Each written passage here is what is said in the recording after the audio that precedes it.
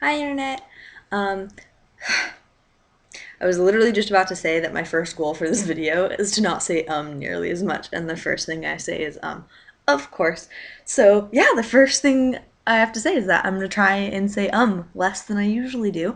I'm also going to try and end my video a little less awkwardly because if you haven't noticed, I have not figured out how to edit videos yet. And so it's literally I hit the button and I start recording and then I just talk and talk and talk and talk and then I stop. And sometimes I record the same thing 8 times because I don't know how to cut out little awkward parts. So you just get these little gems of delicious Sam awkwardness for you. So there you go.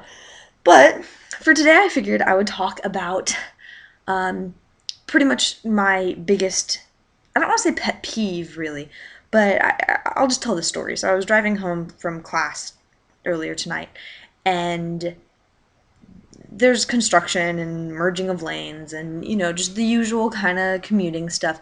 And for whatever reason, people were extra stupid, not letting other people in, riding the lane until it ran out, even like staying on the shoulder, because they didn't want to merge because they're so selfish.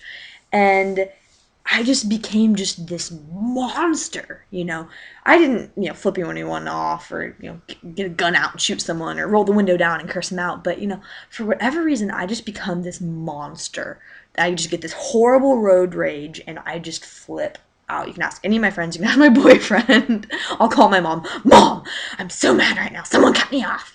Which is funny because I'm actually a really, really sweet person and I just love everyone and I love everything and I'm just a big fat bleeding heart liberal Democrat tree hugger, and then but you get in a car and you cut me off and I'll shoot you.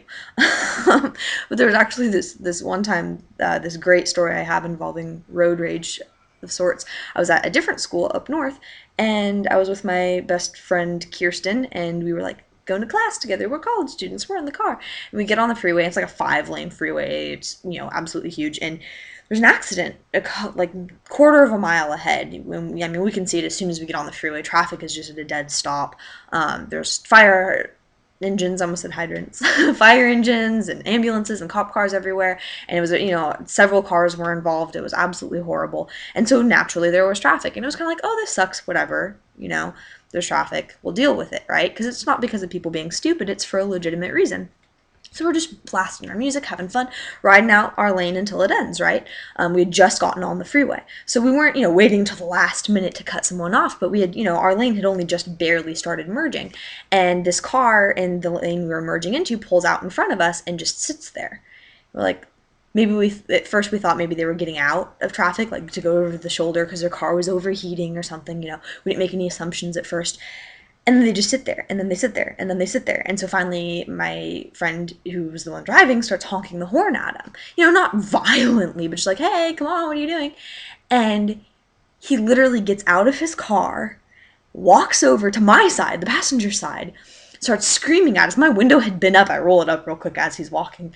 And he starts screaming at us about how, stupid teenage girls and we're so selfish and can't we see there's an accident? We need to merge. And I was just so terrified and shocked by his childish behavior. I mean, he was a 30-something-year-old businessman in a suit on his way home from work. And here we are, two teenage girls just driving in our little car being all innocent. And he just starts screaming at us. And it was embarrassing, and eventually he just ran out of steam and got back in his car and drove away. But I thought we were going to die, honestly. And then, of course, as soon as he walks away, I have all these retorts, and, well, we just merged on the freeway. Our lane hasn't ended yet. We haven't done anything wrong. Of course we can see there's an accident. You're causing a scene. You're making things worse, blah, blah, blah, blah, blah, right? As soon as he walks away. But while he was standing there, I was just terrified. Thought he was gonna try and kill me or something.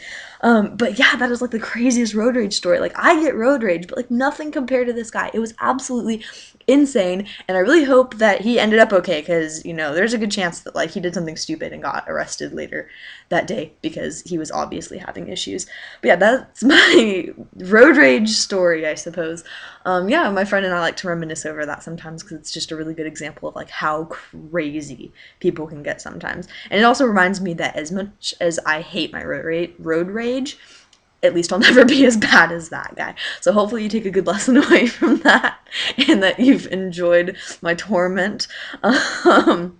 Other than that, I don't have any other great road rage stories. So if you have any good ones you'd like to share, comment below or post a video response, and I'll get back to you. Thanks so much, guys.